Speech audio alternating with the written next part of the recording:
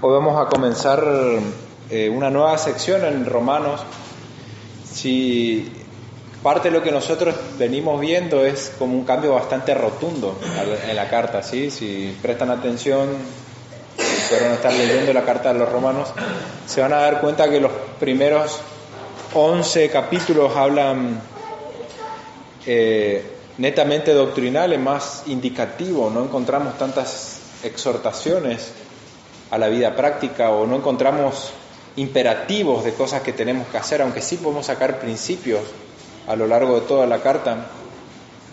Siempre podemos llevarlo a la parte práctica o sacar algo de enseñanza, pero nos vamos a dar cuenta que hay muchas indicaciones o muchas indicaciones y no tan imperativo como órdenes, ¿sí? Como ahora vamos a ver a lo largo de lo que resta de la carta, vamos a ver más imperativos, ¿sí? Cuando nosotros comenzamos la carta, Pablo se dedicó de demostrar que todos hemos pecado, ya sean judíos como gentiles, aquellos que tenían la ley como aquellos que no tenían la ley, todos quebrantamos la ley de Dios. Y eso nos hace a nosotros merecedores del castigo eterno.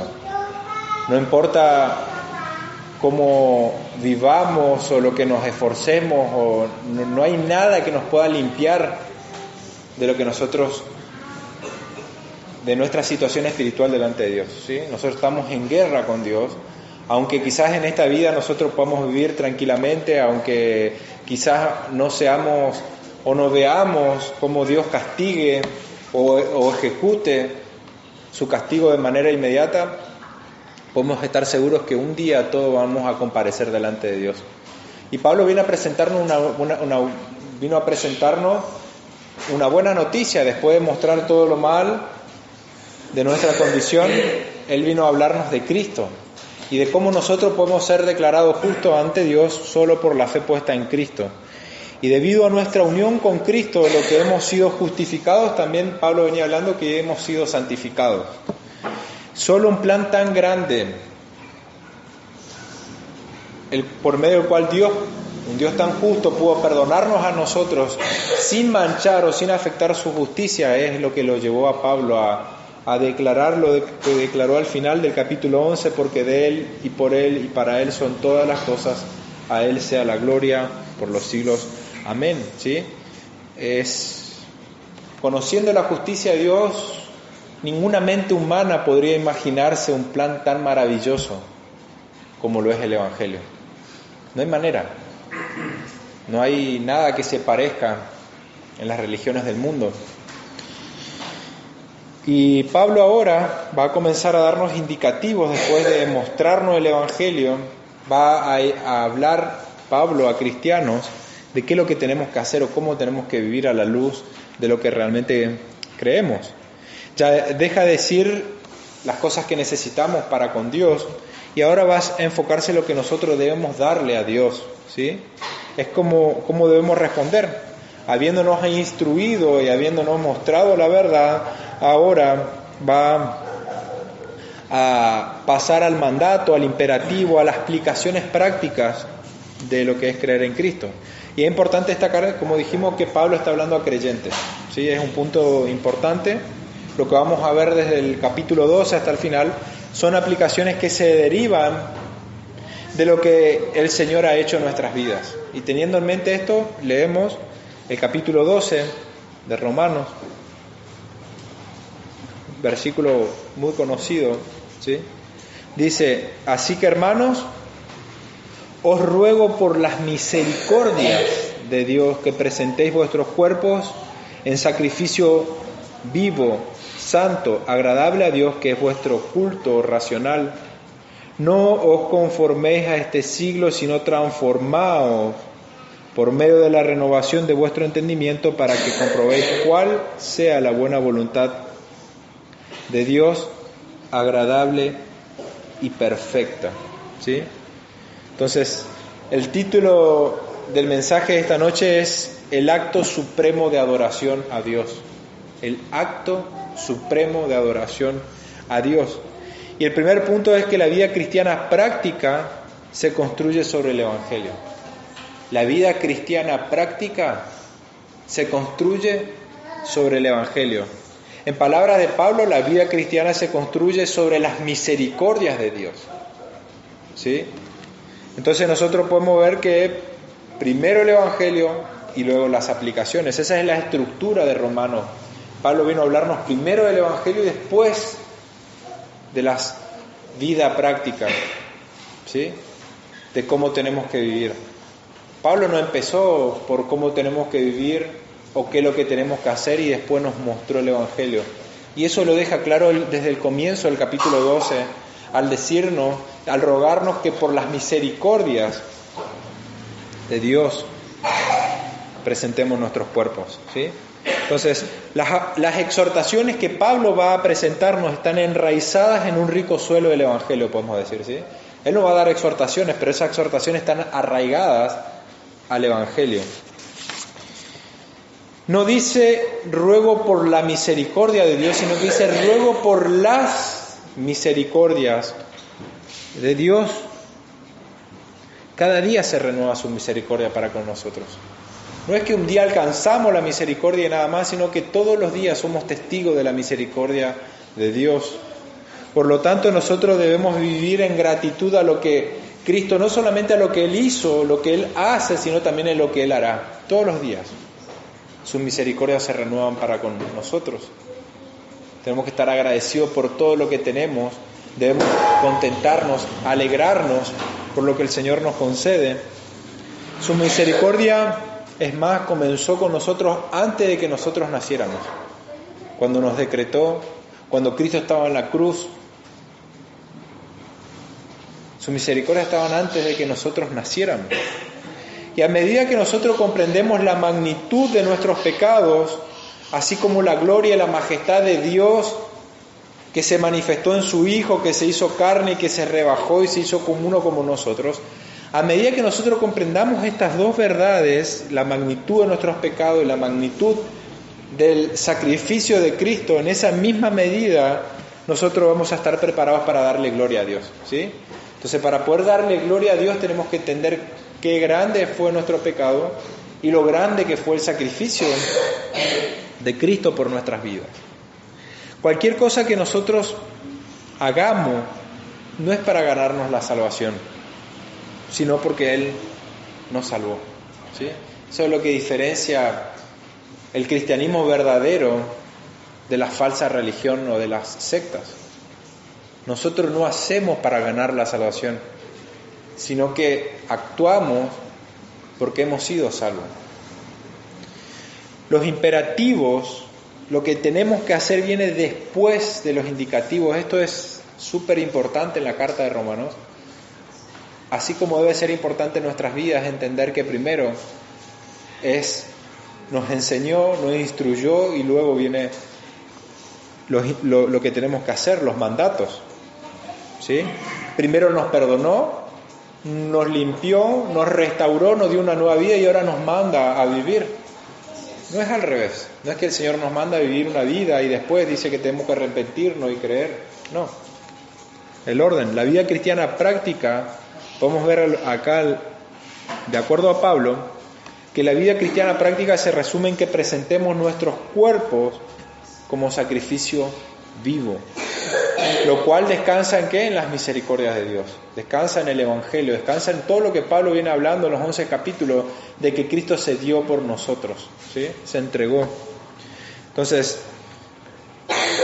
Pablo está hablando a creyentes que han alcanzado la misericordia de Dios. Y Dios promete cambiar a todos aquellos que depositan su confianza en Cristo, ¿sí? O sea, las promesas de Dios es que a todos aquellos que creen, el Señor va a transformar sus vidas, ¿sí?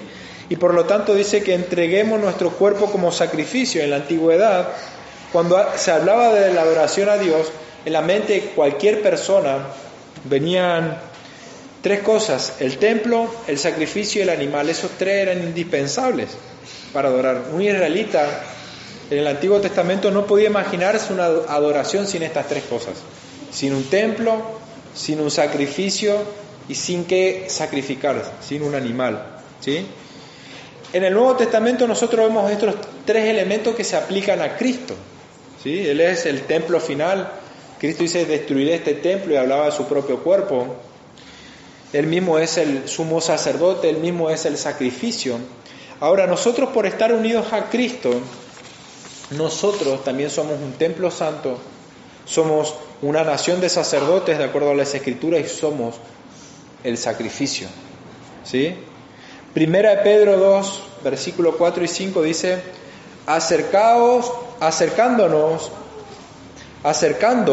a Él, piedra viva, desechada ciertamente por los hombres, mas para Dios escogida y preciosa. Vosotros también, como piedras vivas, sed edificados como casa espiritual, o sea, como un templo santo, ¿sí?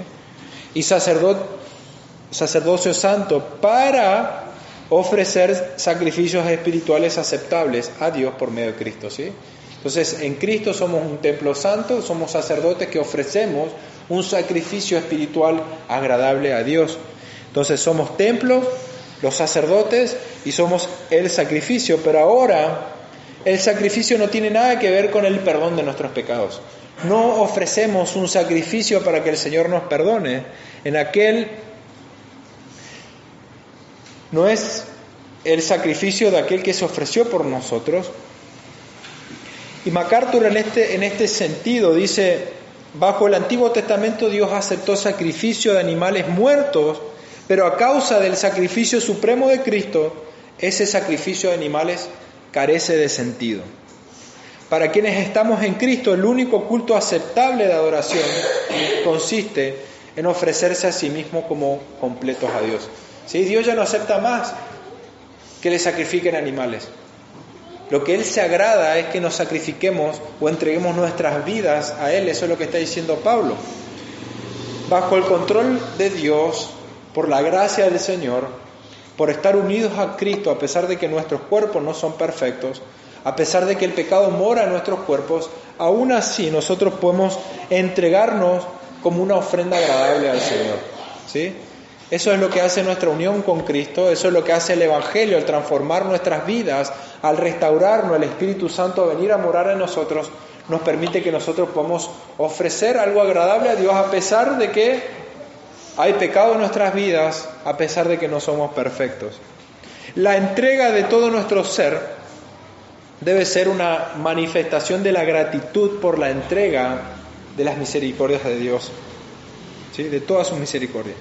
Romanos 6:11 dice, así también vosotros, considerados muertos al pecado, pero vivos para con Dios en Cristo Jesús, Señor nuestro. No reine pues el pecado en vuestro cuerpo mortal, de modo que lo obedezcáis en sus concupiscencias, ni tampoco presentéis vuestros miembros al pecado como instrumento de iniquidad, sino presentaos vosotros mismos a Dios como vivos de entre los muertos, y vuestros miembros a Dios como instrumento de justicia. Porque el pecado no se enseñoreará de vosotros, pues no estáis bajo la ley, sino bajo la gracia. ¿Sí? Ahora, ¿cómo cambiar nuestras vidas para vivir para la gloria de Dios? ¿Cómo podemos cambiar para poder realmente vivir para Él? Si deseas cambiar tu vida para vivir para la gloria de Dios, que es la finalidad de nuestra vida, la esencia de nuestra existencia consiste en glorificar a Dios y en disfrutar de Él. ¿Cómo vamos a disfrutar de Él? Glorificándolo. No podemos experimentar el verdadero gozo si no estamos viviendo para la gloria del Señor. Ahora, ¿cómo cambiar nuestras vidas para vivir para Él? Si nosotros deseamos cambiar, primero tenemos que ser conscientes, para poder desear tener una vida transformada, tenemos que primero debemos estar seguros de haber experimentado la misericordia de Dios. ¿Has experimentado la misericordia de Dios? ¿Has conocido realmente al Señor? ¿Eres consciente de tu pecado y de que realmente mereces la condenación y que el Señor te ha perdonado? Pablo ruega por las misericordias de Dios y está rogando a personas que alcanzaron las misericordias de Dios. Si has alcanzado las misericordias de Dios, todo lo que Pablo viene diciendo es para ti. Si no, no. El apóstol Pablo nos llama a edificarnos sobre las misericordias de Dios. La vida cristiana no está edificada sobre un conjunto de reglas. Esto es importante, como dice Piper, ¿sí?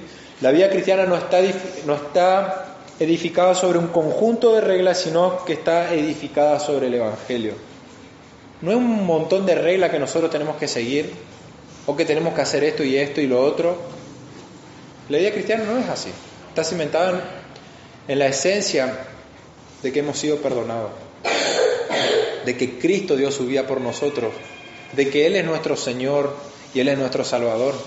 Él vino a cumplir la ley por nosotros, Él murió en nuestro lugar, Él resucitó para que nosotros podamos vivir para su gloria. Sí, Él nos rescató para buenas obras, dice Efesios 2. Entonces ese Evangelio, las misericordias de Dios, tiene que ser el motor que nos aliente o nos dirija a nuestra vida diaria, ¿sí? Recordar en las misericordias de Dios. Esas misericordias de Dios debe gobernar nuestras vidas y debe llevarnos a tratar de glorificarlo a Él en nuestras vidas, en nuestro matrimonio, en cómo tratamos a nuestras esposas, a las esposas cómo tratan a sus esposos, en cómo educamos a nuestros hijos, en cómo, el Evangelio tiene que afectar todo el área de nuestras vidas por completo, en las canciones que escuchamos, en las cosas que miramos, en lo que oímos, en las películas que vemos, las clases de actividades que hacemos, con las personas que nos juntamos, la ropa que usamos, cómo empleamos nuestros tiempos, los amigos con los cuales nosotros compartimos. Todo afecta el Evangelio en nuestras vidas. No es algo periférico a nosotros el Evangelio. El Evangelio, Jesucristo vino a transformar nuestras vidas y a gobernar nuestras vidas. Él no quiere un pedacito de tu corazón, Él no quiere el rincón de tu corazón, Él quiere todo tu ser. Él no se conforma con un poquito. Él es Señor, Él es amo. Por lo tanto, las misericordias de Dios, que fueron reveladas a través de Cristo y diariamente se revelan a nosotros, a través del Evangelio, deben motivarnos a vivir para Él. Ahora, el problema de las personas que son moralistas es que las exhortaciones a una vida diaria, a una vida buena, no tienen ninguna base de sustento. Las personas a veces hacen, para tratar de calmar su conciencia, tratan de o venir a una reunión o aparentar que leen la Biblia o oran o hacen alguna actividad espiritual, podemos decir, cosas que se esperan de nosotros como creyentes, pero lo hacen con una motivación incorrecta. No porque hay gratitud en su corazón, no porque agradan al Señor, no porque están agradecidos, sino porque simplemente eso les hace calmar la conciencia, porque piensan que de esa manera ellos están bien delante de las personas, pero lo único que logran es acarrear más y más condenación. Este tipo de personas van a recibir mayor condenación en el día del juicio. Es preferible aquellos que rechazaron de una a aquellos que hipócritamente hacen como que están siguiendo al Señor. Si no vivimos a la luz del Evangelio y queremos vivir a la luz de una serie de reglas, vamos a estar siendo legalistas. El Evangelio no consiste en un conjunto de reglas. La vida cristiana no consiste en un conjunto de reglas de no fume, no tomes, no haga esto, usa este tipo. No es un conjunto de reglas. El conocimiento de Dios tiene que llevarnos a buscar agradarlo a Él en lo que tomamos, en lo que hacemos, en cómo nos vestimos, pero no un conjunto de reglas. ¿Se entiende? Si realmente nosotros podemos experimentar un cambio en nuestras vidas es porque hemos conocido sus misericordias. Eso es lo que Pablo está diciendo. Si ustedes conocieron las misericordias, están experimentando un cambio en sus vidas y Él nos está exhortando a que presentemos todo nuestro cuerpo, no una parte, nuestro cuerpo por completo en sacrificio agradable al Señor. Eso es algo que nos alienta continuamente a ofrecernos al Señor en gratitud a Él. Cuando veo y comprendo lo que Dios hizo por mí, yo no puedo hacer nada más que ofrecerme a Él. Si somos conscientes de lo que el Señor hizo y lo que implica el Evangelio y la esperanza que tenemos, no hay otra cosa que entregarnos a Él. Por lo tanto, nos presentamos delante de Él como un sacrificio vivo, santo y aceptable a Él, que es nuestro culto racional. Un culto racional es, la Biblia de la Reforma dice, obediencia consciente para la gloria de Dios. ¿Sí? O sea, nuestra adoración es una obediencia consciente para la gloria de Dios. Obedecemos conscientemente para su gloria. Esa es nuestra manera de adorar, ese es nuestro acto supremo de adoración, es la obediencia consciente. Podríamos traducirlo de la adoración espiritual a Dios, es esa obediencia consciente. Como nosotros creyentes, sacerdotes, como nos dice Pablo, nos acercamos a Dios no con un cuerpo de animales muertos, sino con el sacrificio espiritual de vidas entregadas. Por eso, este acto supremo de adoración que podemos darle a Dios es entregarnos por completo a Él, para exaltar su gloria porque reconocemos que Él es digno. ¿Por qué lo hacemos? Porque Él es digno. Deberíamos presentar nuestros cuerpos como los israelitas, cuando entregaban los animales, lo hacían una entrega absoluta. ¿Sí? Eso es. Aunque Pablo no nos dice que presentemos nuestro cuerpo como muertos, sino como vivos. No es algo que lo hacemos una vez. No es que una vez mortificamos la carne y se la entregamos al Señor, sino que es vivo, quiere decir constante. Constantemente nos ofrecemos al Señor, constantemente mortificamos nuestra carne y ofrecemos al Señor. Eso es lo que le agrada al Señor. El Señor no se complace en otro tipo de sacrificio que el que nos entreguemos a nosotros a Él. Y de lo que producto a eso hacemos, en respuesta a eso, debemos presentarnos a Dios debemos presentar todo lo que somos y todo lo que tenemos. Y ese compromiso al Señor tiene diferentes aspectos. Este compromiso es un acto de la voluntad. O sea, tiene un inicio, es continuo, no es algo automático, es algo que debes pensar, es una decisión que tenés que tomar. La obediencia al Señor, este culto racional, esta obediencia consciente al Señor es algo que tenés que pensar y es una decisión que tenés que tomar. No es algo automático que surge porque ya simplemente hemos nacido de nuevo. Pablo está llamando y exhortando a que lo hagamos, a que presentemos nuestro cuerpo, que es nuestro culto racional. Presentar es una decisión de una vez por todas, es un compromiso que nosotros tomamos y que lo renovamos cada día. No es que una vez simplemente decimos, no, que presentamos continuamente. Decidimos y renovamos ese compromiso. Cada día nosotros tenemos que renovar porque a medida que nosotros vamos conociendo al Señor, vamos conociendo más de su santidad. A medida que pasamos tiempo en la palabra, empezamos a conocer más del carácter del Señor y empezamos a ver más nuestro pecado y más el compromiso del Señor a entregarnos más y más a Él, a mortificar cada vez más nuestros pecados. Pero eso viene como producto de conocer más al Señor. Entonces, pasamos tiempo en su palabra y vamos conociéndolo y ahí vamos mortificando y renovando cada día ese compromiso. Este compromiso no solamente es un acto de nuestra voluntad, sino que este compromiso envuelve nuestros cuerpos. Debemos presentar nuestro cuerpo, le pertenecemos al Señor en cuerpo y alma. Él nos compró con la sangre de su Hijo, no es una ofrenda. Cuando hablamos de entregar nuestro cuerpo al Señor, no es una ofrenda de nuestro aspecto, no es que el Señor está maravillado por nuestro aspecto, sino que el Señor mira nuestro corazón. Pablo, hablando a las mujeres en 1 Pedro 3, del 1 al 7, que también se aplica a los hombres, hablaba a las mujeres que estén sujetas a sus maridos, para que también los que no crean la palabra sean ganados por la palabra, por la conducta de sus esposas.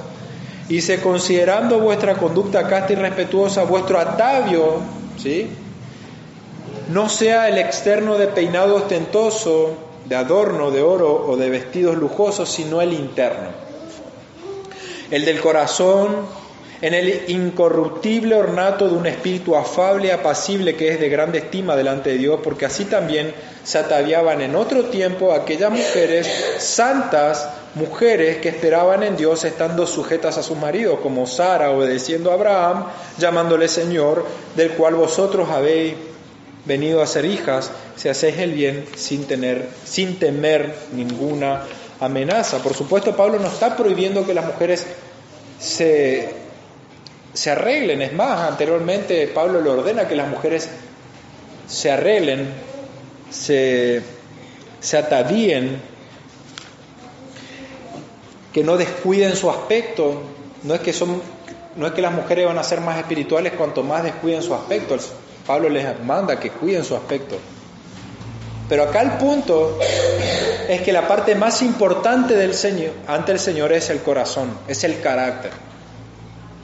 No es lo externo, es lo interno, ¿sí? También se aplica a nosotros como hombres. El Señor mira nuestro carácter. Pablo está hablando que la hermosura de la mujer delante de los ojos del Señor tiene que ver con su carácter y con su entrega al Señor, en su corazón. Así también nosotros.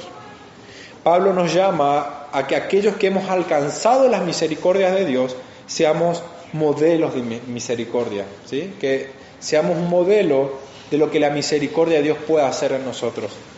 Ser estos modelos de misericordia y entregar nuestros cuerpos por completo abarca todo lo que somos, ¿sí?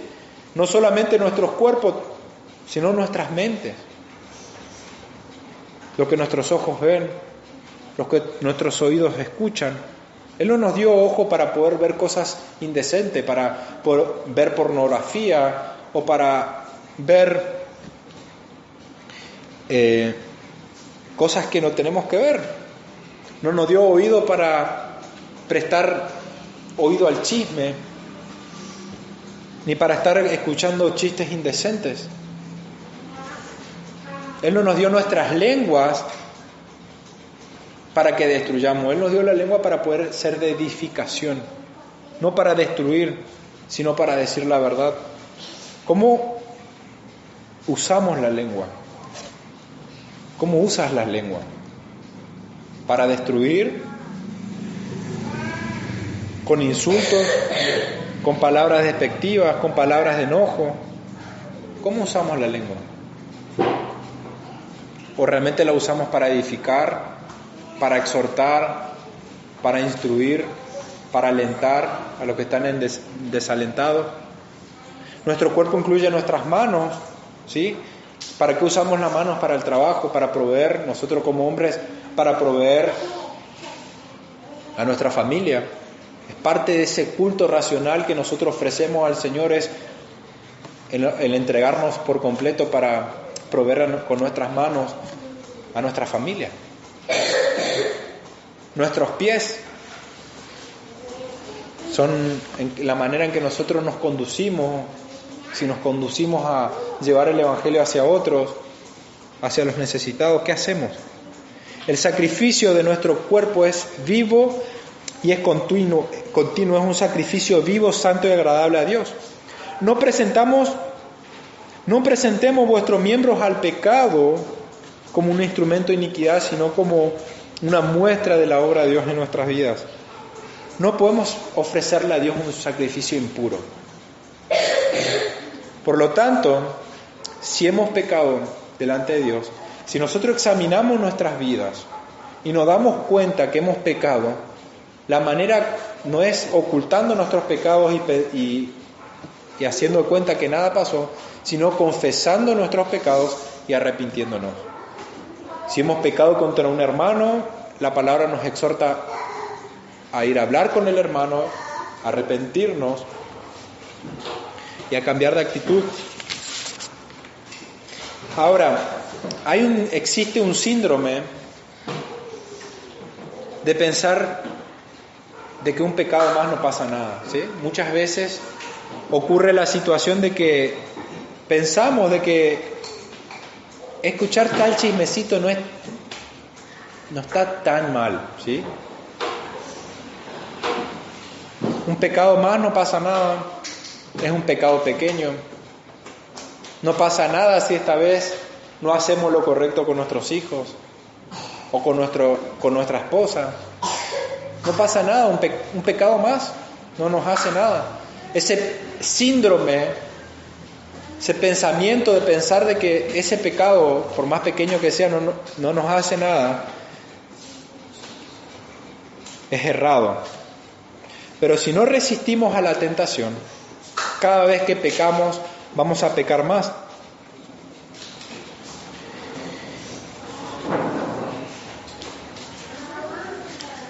Si tenemos ese pensamiento de que un pecado no pasa nada, con el tiempo vamos a ir endureciéndonos más y los pecados en nuestra vida van a ser cada vez más.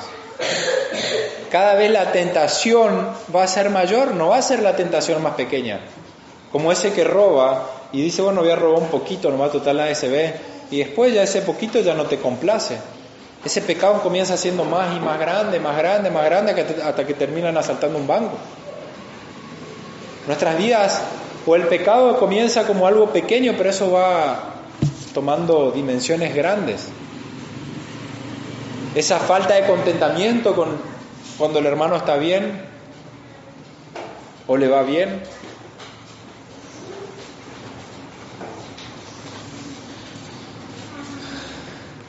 Hay muchos pecados que no los catalogamos como pecados porque pensamos que no está tan mal.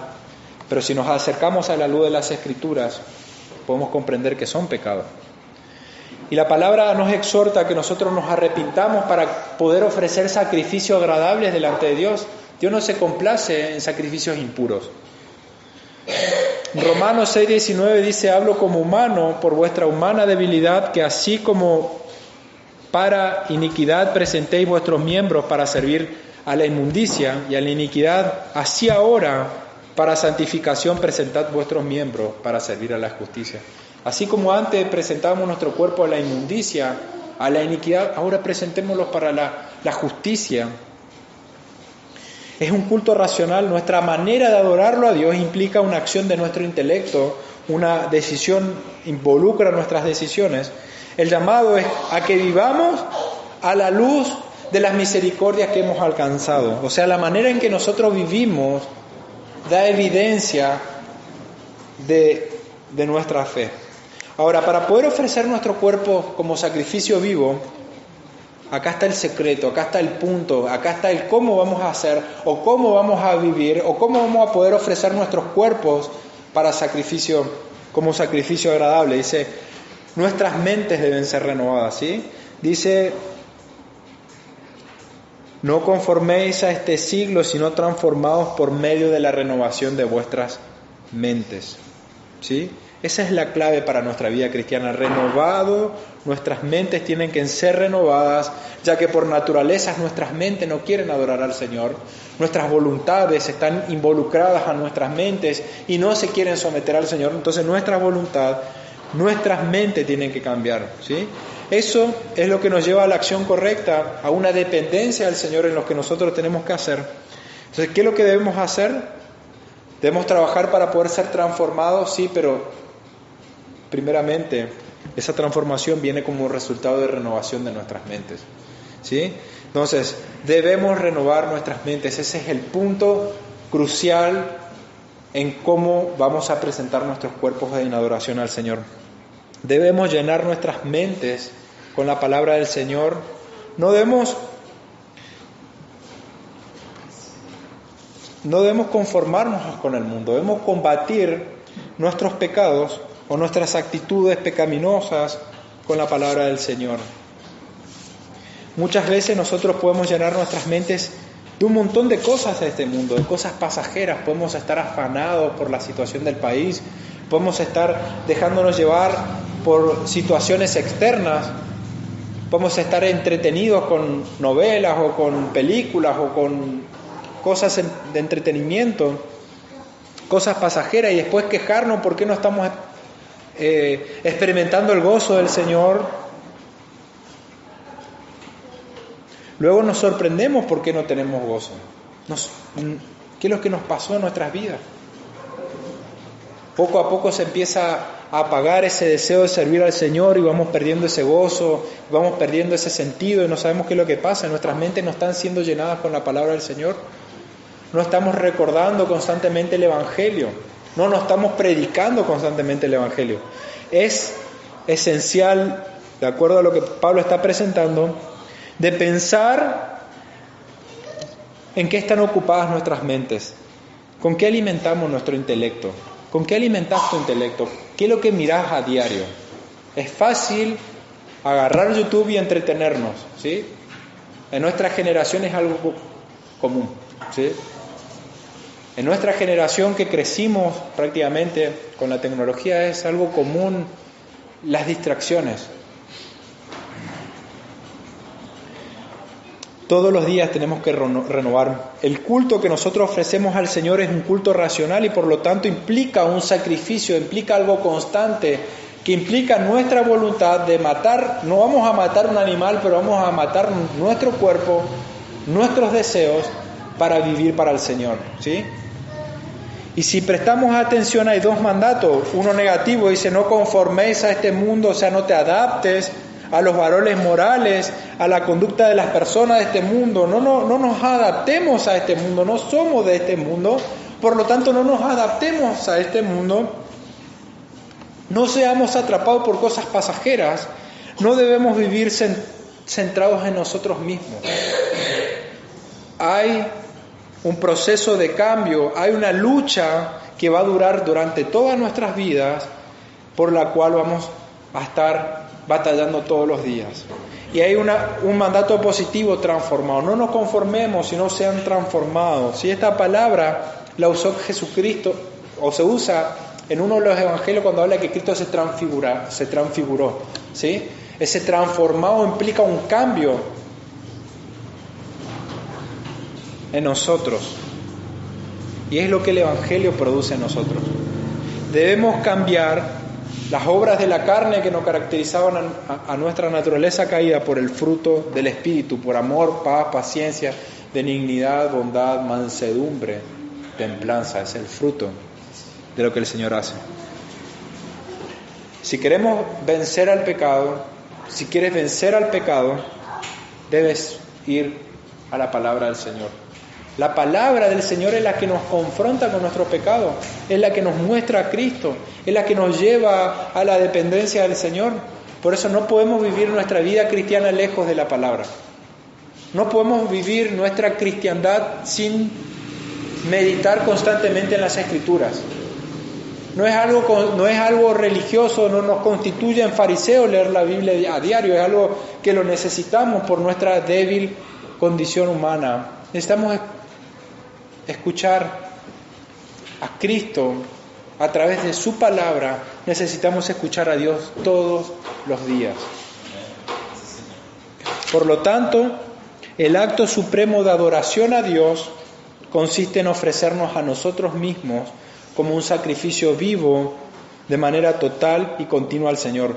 Juan 4:23 dice: mas la hora viene y ahora es cuando los verdaderos adoradores adorarán al Padre en espíritu y en verdad, porque también el Padre tales adoradores busca que le adoren. Eso es lo que el Señor busca, eso es lo que el Evangelio produce, eso es una vida transformada. El Evangelio no consiste en un conjunto de reglas, sino consiste en esa relación con Dios que fue restaurada por causa de Cristo. Es una relación que la cultivamos diariamente a través de la palabra. Cuando hemos experimentado algo de la miseria por nuestros pecados junto con la liberación dada por Jesucristo, nuestros corazones van a responder con el amor a esa verdadera gratitud. Ese es el fruto práctico del Evangelio. Salmo 116:1 dice: ¿qué pagaré por todos los beneficios para conmigo? ¿Con qué pagaré? Es un corazón de gratitud. Más que anhelar ser conforme con el mundo, hemos de entregar nuestras vidas, nuestras mentes, nuestros cuerpos a aprender a hacer la voluntad de Dios. Ese amor real por el Señor se expresa en una entrega completa al Señor. Ahora, todo lo que Pablo viene diciendo de presentar nuestros cuerpos como un sacrificio que es agradable al Señor, como una ofrenda que el Señor se deleita y se complace, no tiene nada que ver si no estás creyendo en el Evangelio.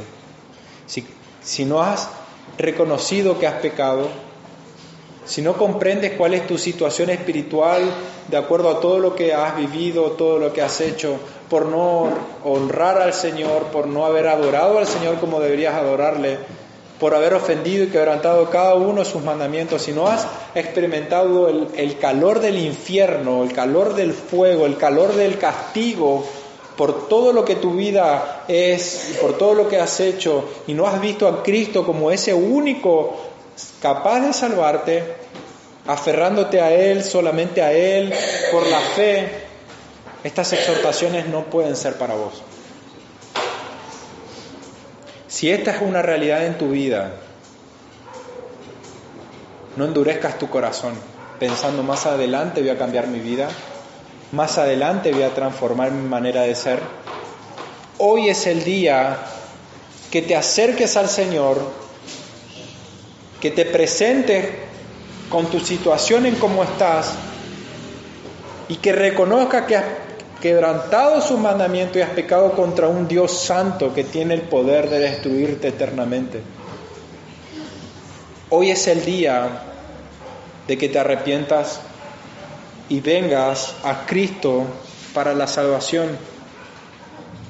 Y si estás creyendo en Cristo, hoy es el día de renovar tu compromiso con el Señor, de ofrecer un culto racional que involucre todo tu ser, tus decisiones, tus emociones, tu vida en adoración al Señor, en cómo criamos, en cómo vivimos, en cómo llevamos a cabo nuestra vida. Hoy es ese día.